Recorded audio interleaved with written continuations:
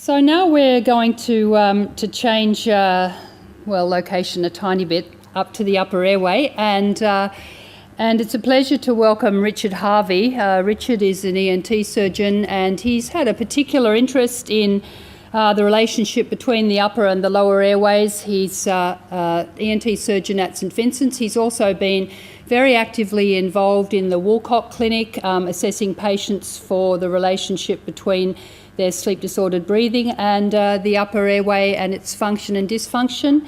And I welcome Richard and thank him very much for coming to talk to us about the unified hypothesis of the upper and lower airway. Thank you. So I might have to look on the side here because I'm running off my laptop, and my apologies. And the upper airway is often this sort of forgotten part of the whole airway, and I really appreciate you inviting me along to talk about it. My talk is a little bit more lighthearted than last talk, but trying to bring together how I view the upper airway. And Christine got it slightly wrong. I'm not an ENT surgeon doing a nose and sinus interest. That's the only thing I do is nose and sinus disorders.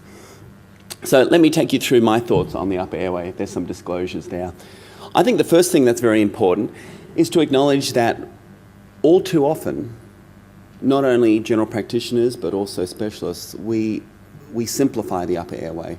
We talk about as if rhinitis and sinus disease are the same things, but at least in my world, they're very, very different. And as we know with many chronic lung disease and other conditions, you'll find out, stridor and wheeze is not always of lung origins, and we'll find out that there's enormous difference between what happens in the upper airway.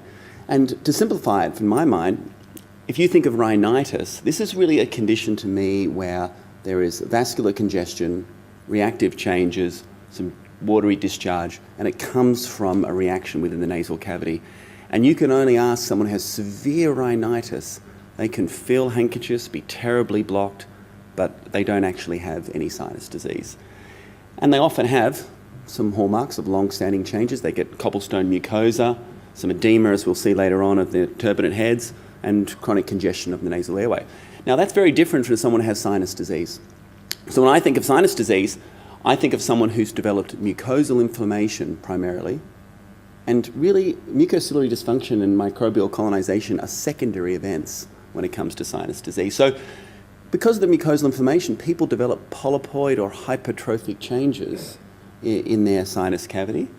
And secondarily to that, for the majority of patients who don't have immunodeficiencies, they develop microbial colonization, often in waves and at different times of the year.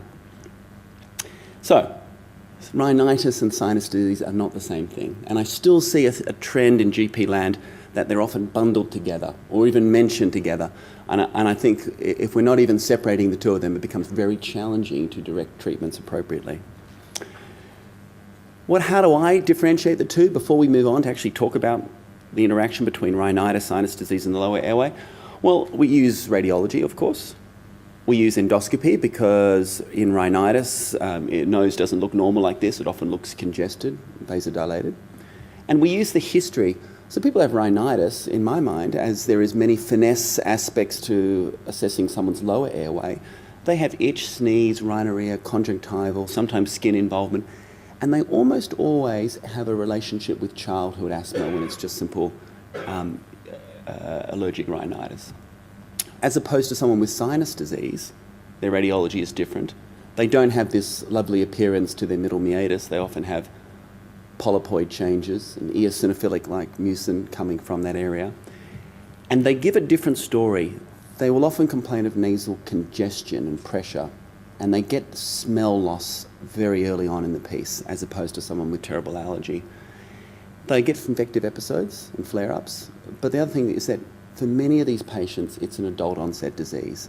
Severe eosinophilic airway inflammation that affects both lower and upper is not something that is characterised in early life. It's something that really comes on in 30s and 40s. And we use clinical history, endoscopy, and radiology. And I really think that people in this room are the group that really need to embrace upper airway endoscopy as much as you do bronchoscopy. I think for, unfortunately, many respiratory physicians, the nose is just something annoying that you have to get through to get into the larynx and the trachea. And you hope to not make it bleed on the way.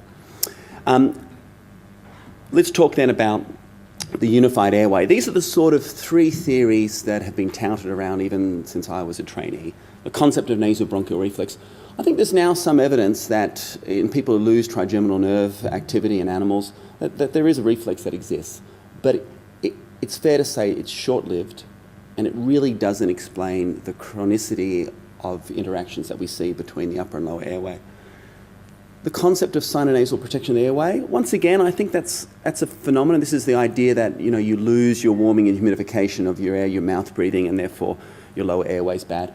While I still believe that probably does contribute to some people's decline, there are many examples of people who are tracheostomized, have no upper airway function, and they don't develop inflammatory airways disease, nor do they have actually even significant reactions. So I think while they may be features, they really, once again, don't explain the complexity of interaction we see between the upper and lower airway.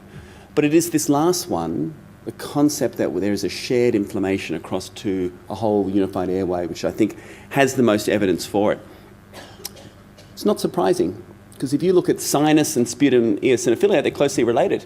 There's studies to show that sputum eosinophilia can predict CRS severity, so there's studies on that. And likewise, we endotype all our patients into sort of eosinophilic groups, and there's certainly very good relationships between degrees of nasal eosinophilia, either as eosinophilic mucin on lavage or eosinophilic biopsies, that show that there's a relationship there with lower airway disease. And there's even studies where they've correlated the degree of bronchodilator response with the degree of nasal eosinophilia. So we know that perhaps what happens in the upper airway is literally just a window to what's happening across the entire airspace.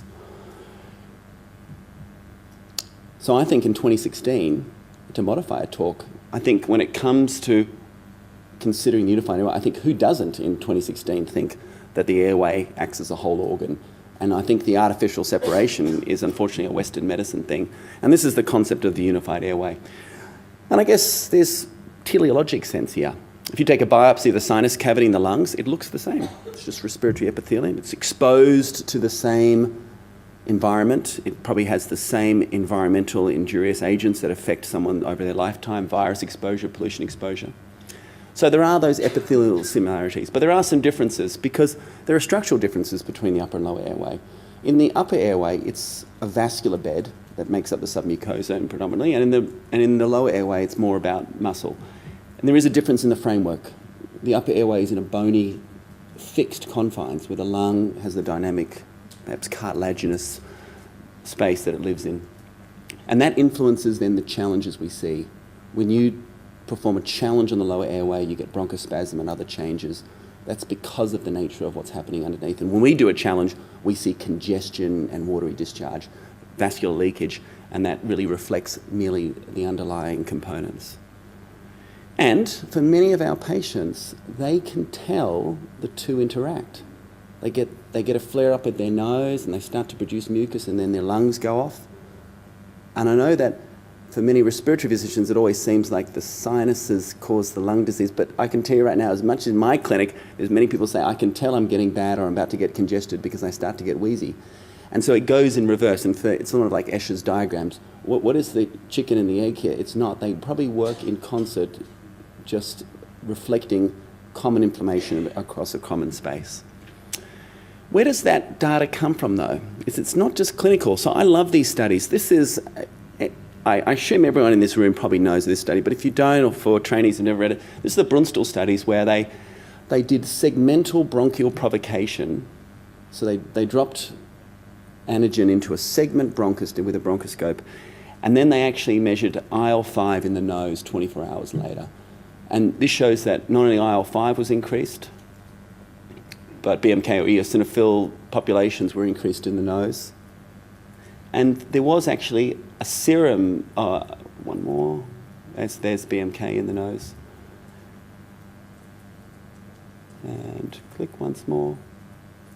There you go. And even eosinophils in the blood increased. That's really, it's one of those studies you'd struggle getting through ethics today. Take patients, doing a bronchoscopy on them, dropping some antigen into them.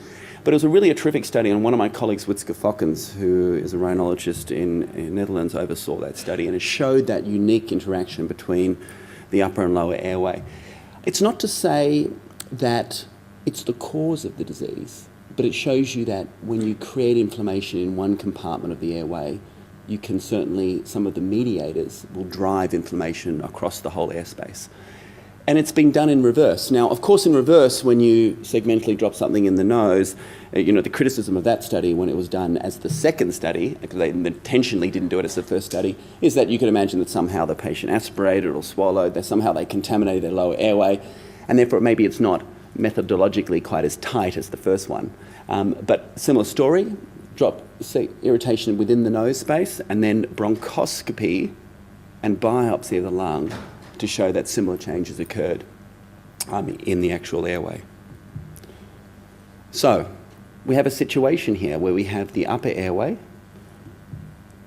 When it gets some sort of pro-inflammatory trigger, whether there is or isn't chronic disease there, you get a response and then you get interaction where it makes the lower airway worse.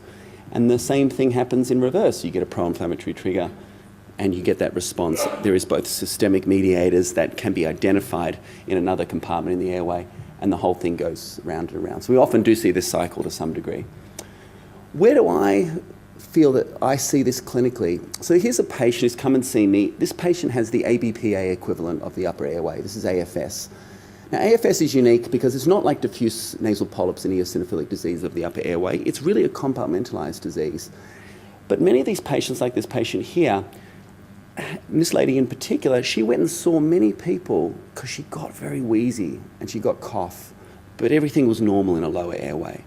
But she had this very significant eosinophilic inflammatory response. And I believe in AFS as a unique condition. It's not just part of polyps, where she's got an inflammatory source. And when we do surgery for ENT surgeon has changed. It's not a plumbing or ventilation problem. This is a problem where a patient has an inflammation of a cavity. Now, admittedly, in this case, probably also fungal material sitting around. Our surgery is not designed to unblock or ventilate. It's designed to create a simple sinus cavity that this patient can use a corticosteroid irrigation and settle this condition down. And when we do that, it's quite amazing. The lower airway settles down as well. And you say, what? A couple of respiratory physicians who've said to me, what did you do to the patient? All this time? I said, I gave you this, when it came to actually what I did in the airway. Now, that's a unique condition where we've got a unique source of inflammation in one part of the airway, and you see this interaction occurring. And I think you see this anecdotally. So for chronic disease, in particular, things that are chronic and diffuse, the idea that we compartmentalize the airway off, you've got somehow polyps in the upper airway or adult onset asthma. If you've got polyps in your nose, you have asthma to some degree. You have eosinophilic asthma to some degree. You just maybe it's not clinically relevant enough, but it's there to some degree. So when I think of endotypes, this is really important for me because we see these different endotypes in the upper airway. Now, I've forgotten I haven't put the reference here, but there's obviously a lot of data coming out. We too in the upper airway try to endotype our disease, but I think there's a correlation here that we see in the upper airway. So this is the first group I want to show you here. This is the childhood sort of classic allergic asthma, allergic rhinitis. And to me, this is what I see as an interaction between upper and lower airway. You will see, in my opinion, patients who get nasal congestion, discharge, they get really bad flare-ups in their nose, but they almost always, when it's allergic, they usually have childhood, young adult asthma and rhinitis. These things go together. Now, I think you could make a case here that this is just common inhalant allergen exposure across the whole airway. Perhaps not more complicated than that. Now, for those of you who see these patients, you know that they often have completely normal sinus. It's not a sinus disease, no matter how bitterly they complain of their nose, because their nose often looks like this. This is the same person. This person is very congested, even some smell loss starting to creep in with someone who's developed this sort of hypertrophic change. A real problem for the patient, but it's not a sinus disease, it's an allergic rhinitis in these patients. Now, I'm a big promoter of doing endoscopy, and I'd love you to think of the upper airway as not just a place that you need to get through to get to somewhere else, but if you have an endoscope in the rooms, there's a lot more that can be seen now with high definition cameras. And this is just, I want to touch on a study we did recently, what we presented. There are changes in the upper airway, subtle things that you can see that can give you great markers for what's going on. And one of them is edema of the middle turbinate head. So if you look at the middle turbinate, it often looks normal. Now, we'll skip to this one. See this jelly-like change here and diffuse swelling? I think most people can make that out. It's a bit subtler here maybe, and there's like a little focus of edema here. But if you actually take those minor edematous changes within the nose and look at them, they actually correlate very, very well to inhalant allergy. So this is just looking at the positive predictor value of diffuse and polypoid edema. They're very, very high. The likelihood ratios are excellent. They're not very sensitive. So sensitivity is pretty poor. But when they're present and you see them, the positive predictor value is very, very high. And I think down the track, we're going to develop imaging techniques that will allow you to look in a nose and, irrelevant of what their epicutaneous or serum testing says, you'll be able to have a good idea about whether or not they have edema. And this is another example. So this is the typical patient sent to me with polyps. But this person doesn't have polyps. This person's got severe allergic rhinitis. And this is just edema coming from the head of the middle turbinate. And for anyone else, you might think that it's some sort of polypoid disease, but it's not. This is another example, almost like a polyp in the nose, but normal sinuses. And you see this in inhalant allergy. And I think understanding that this is what's going on in some people is very, very important. Let's talk about a big group. If you said to half my practice, probably my mortgage is paid off by managing these patients here. This is the adult onset eosinophilic asthma, severe nasal polyposis group. Now, it's commonly eosinophilic. We understand there's probably other types for it, but in Australia, it's probably more a locally driven innate lymphoid cell eosinophilia. It's not a systemic condition. It's usually located to the airway. And whether or not you're a mucosal barrier believer or a microflora believer, these are sort of theories of research. Essentially, it's the idea that it's still a local phenomenon. Most people who get adult onset disease don't have eosinophilic disease elsewhere in their body. It's an airway problem. And these are the patients that we see. Classically, very diffuse sinus inflammation, hypertrophic changes. And this is what their middle meatus looks like. They get terrible infective complications secondary, but lots of flare-ups and the sort of clinical presentation we discussed before. And I can't stress enough that rhinology and upper airway specialists have evolved significantly. We don't treat these patients as people have plumbing or blockage problems. They have an inflammatory disorder. You give them steroid, they love it for many of them, as you guys know as well in the lower airway. And it's all about having eosinophilic disease up here, over here, or up in here, that they really have no way of managing apart from taking corticosteroids systemically. And so a lot of our treatment to break that cycle is to give them a sinus cavity they can topicalize. It's very different from simple sinus surgery. And we end up with a sort of a cavity that they then use a corticosteroid solution. And it's a little bit harder than using a spacer or a dry powder inhaler to get the medication there. But I'm no ignorant. I know that the lower airway is also a challenging place to get drug delivery to. It's not as straightforward, but the upper airway is even harder. And you can see when we've surgically modified the airway, you can see at all the places we have to get local drug. It's very challenging. Bony framework, it's like a honeycomb. If you're really going to get local drug delivery into the entire upper airway space, it really requires a very unique and different set of care. And it moves us away. So for those of you who've grown up with patients who've had 5, 6, 7 polypectomies, taking polyps out is not really in the vocabulary of sinus surgeons anymore. Now, it's no doubt that sure, the patient's going to feel nice for having that out, and yeah, it keeps on going. But it's more about, can we hit the other picture, do you mind? It's more about this. It's not going to play. You've seen it. Creating the sinus cavity that they can then topicalize. That's what we do, and it's very rare. Our take back for doing revision polypectomy is less than 5%. For most patients, we're able to give them a cavity they can manage. Just move me on. Thanks very much. And I think this is true. As an upper airway surgeon looking after inflammatory airway disease, if prednisone didn't have side effects, I wouldn't have a job as a surgeon in these patients. I think it's very true. Now, last one here, just my last few minutes. Oh, my apologies, we should go on. One more thing. I think everyone here is educated, but not all our colleagues are. If your idea of upper airway disease is all about infection and obstruction, you probably think Madonna still looks like this. And that was really in the 1980s. Then came in the 1990s, we understood, okay, nasal polyps are part of something different. You probably thought Madonna looked like this and was married to some English film director. But really, for upper airway specialists like myself, we understand that inflammatory disease really accounts for a lot. It's not infection. Antibiotics rarely form the part of my management, nor do simple nasal sprays. And I understand that Donna, she still looks good, but she looks a bit more like this, And if you're up to date, you might think she's still dating a baseball player, and if you're really up to date, that's over as well. Now, last one of all, I want to talk about LPR. So I'm touching this, and this might be a bit of a transition into Daniel's space, because we see people who continually present with lung disease, upper airway symptoms, but their problem is not inflammation of the airway. Even if they're minor changes, it's this. I have to show a couple of videos, because once again, I know in a flexible, you often don't see this, but this is a normal larynx. There's a normal larynx here. Nice thin vocal folds.